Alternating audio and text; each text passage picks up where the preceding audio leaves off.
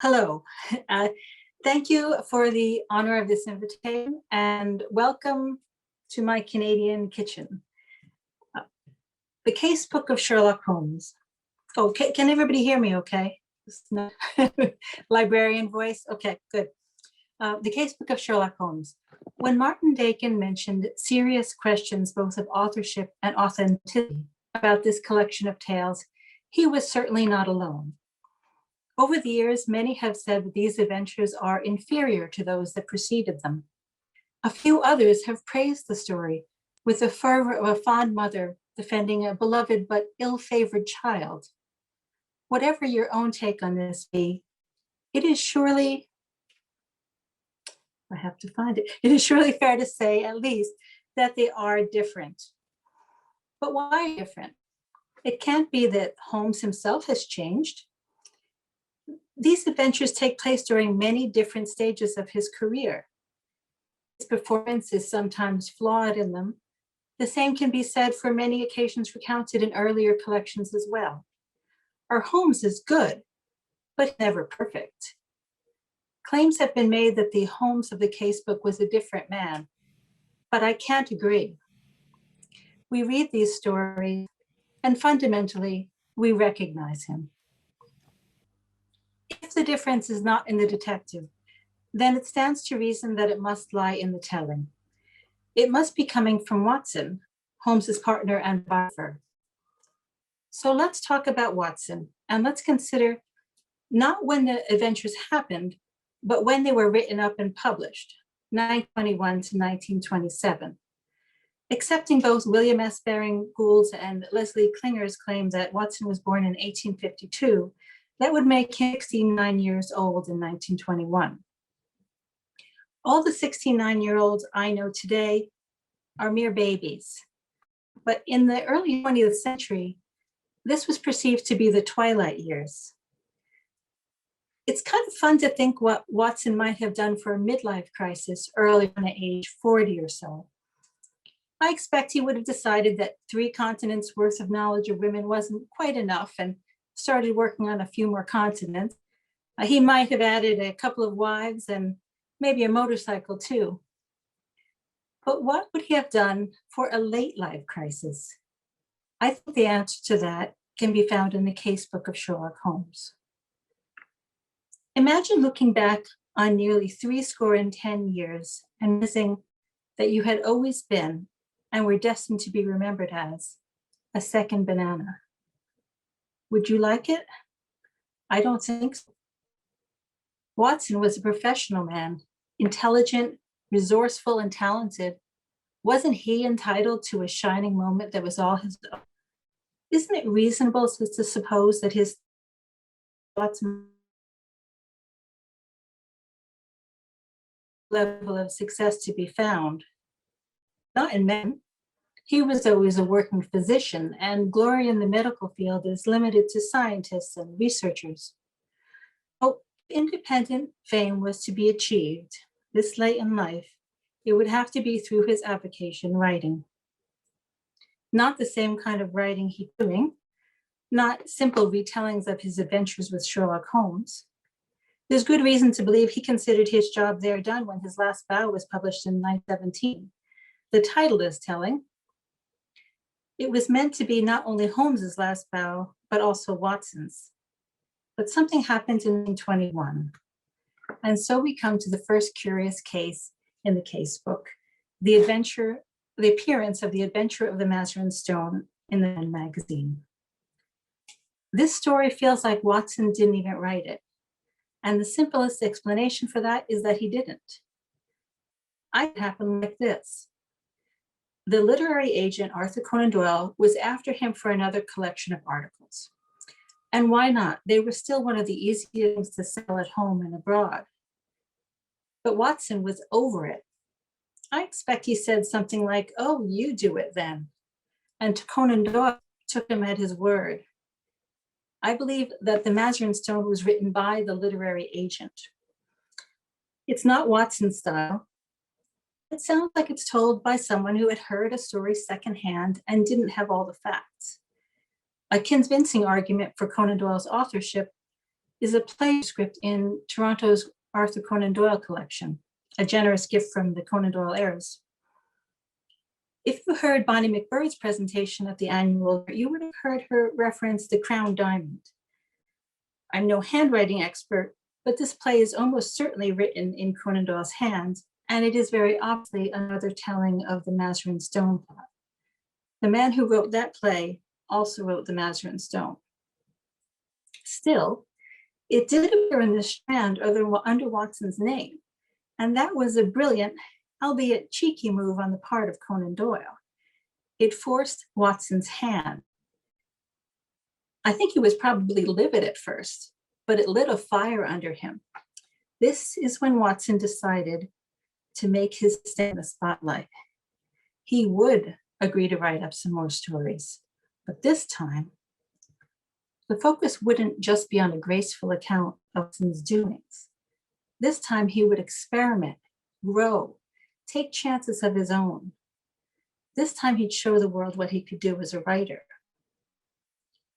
Looking at the subsequent stories gathered in the casebook, it seems that the area of literary endeavor that appealed to Watson the most was genre fiction. This isn't surprising because he was living at a time when things like science fiction, horror, and the like had fully captured the imagination of the public. When he submitted the album of Thor Bridge, the next account published in 1922, the narrative itself isn't really marked by examples of genre fiction, but Watson sets the stage for it by teasing apocryphal cases of disappearing ships and persons and a remarkable worm unknown to science. Then with the Feature of the Creeping Man in 1923, he really gets into it. What must his original readers have thought of this story of how monkey serum made old man creep and climb up the side of a house? This story is the true ancestor of things like The Fly. A friend of mine, upon reading it, said the story reminded him of Spider-Man. It's pure sci-fi, and we may well wonder how much of it was true and how much was Watson stretching his imagination. After that, we have The Adventure of the Sussex Vampire. Vampires are now a popular staple of the horror and fantasy genres. Who would have expected to see them mentioned in a Holmes adventure? I don't doubt the authenticity of the story. Holmes's part rings true. This agency stands flat-footed on the ground, and there it must remain. A little frustrating for Watson, who would have already been facing challenges trying to adapt what started out as reportage to genre fiction. He could only go so far in adapting the facts of the case. Still, the title, The Sussex Vampire, is absolutely what we would recognize today as clickbait, and his prose is suitably dripping with horror. Watson keeps the content sensational in most of the stories collected in the casebook.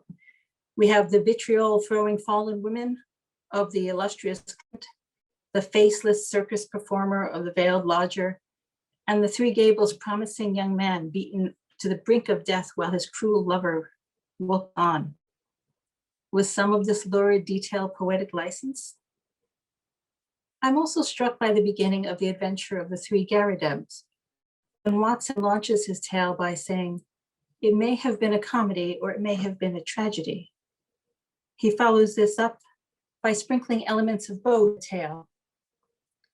How many new writers of fiction have found themselves caught between these two faces of drama when trying to find their voice? Much of what seems overblown or atypical in the casebook may just be Watson searching for his style. I believe he found it by the time of the later stories in the casebook, and in the end, it was the Gothic horror genre that appealed to him most. Consider the retired colorman. There's more than a hint of Edgar Allan Poe here. To me, the Haven's hybrid, sealed room, and Amberley's medieval Italian nature bring the Cask of Amontillado to mind. Or take the final published tale, Some Old Place. There are visits by night to an old crypt, the digging up of a corpse, human bones in a furnace, and terrible figures in Gothic archways. Holmes's deductions are on point, but this is at least as much a horror story as a tale of deduction. Now, speaking of Sherlock Holmes, there remains still to consider the strange case of the blanched soldier and the lion's mane. Why were these stories written by Holmes? He had occasionally told Watson that he could do the job better, but why now, with not one but two stories? I believe it's because Watson asked him to. It's worth noting that the publication of these two tales follows a rather long pause. Stories at all had been published in 1925 or the first half of 1926. There had been other long gaps, but this was the longest. I think Watson had missed several deadlines at that point and asked this favor of his old friend, no doubt sweetening the deal with many flattering words about how Holmes would finally have the chance to do it right. And now we have to ask, what was keeping Watson so busy that he couldn't produce any stories during these long stretches? So busy that he even had to ask Holmes's help. Well, acknowledge that this is only a theory, but I believe he was writing a novel. Short stories are wonderful, but the majority of authors achieve success through longer works, and Watson knew this. If you can accept this theory of Watson's novel, then we can indulge in a thought experiment about what kind of novel he would have written. I'm sure there was romance in it. Watson was always susceptible, and advancing years would not have the heart of one such as he. If we look at the casebook for clues, we could posit that there might have been a Latin beauty in it. Watson so convincingly of hot-blooded women like Maria Gibson, Mrs. Ferguson, and Isadora Klein, that he was clearly Latina conscious, even to the point of going rather overboard on the tropical temperament angle. There are many clues about the genre of Watson's novel to be found in the casebook. The one thing that we should rule out is the idea that he was writing detective fiction. He'd had enough after all those years writing detective fact, and this was his chance to move on. Based on the casebook, we might decide that Watson was writing a horror novel or sci-fi or fantasy. If we take the casebook as an indicator of where Watson's head was, who knows? The one thing certain is that I'd love to read it, wouldn't you? You might ask, if Watson was writing a novel distinct from his narratives about Holmes, why was it never published? Maybe Watson lost steam or consciousness. I didn't lose consciousness. Maybe Watson lost steam or confidence. Maybe it got rejected one time too many. Maybe he couldn't think of an ending. Or maybe he just kept amending and amending. I have heard of such things happening. Whatever the case, there's reason to think the manuscript is still out there somewhere, because Watson leaves a clue about that too.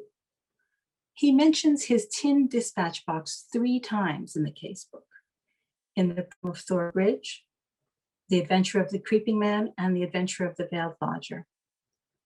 These are the only references to Watson's dispatch box in the canon. I think this was a deliberate message to us. He wanted us to find that novel and give it a second chance. Modern reports suggest that such a box has already been found, but there's no telling how many of them he had squirreled about. And we have to keep looking. Watson is counting on us, and we can't let him down. Thank you.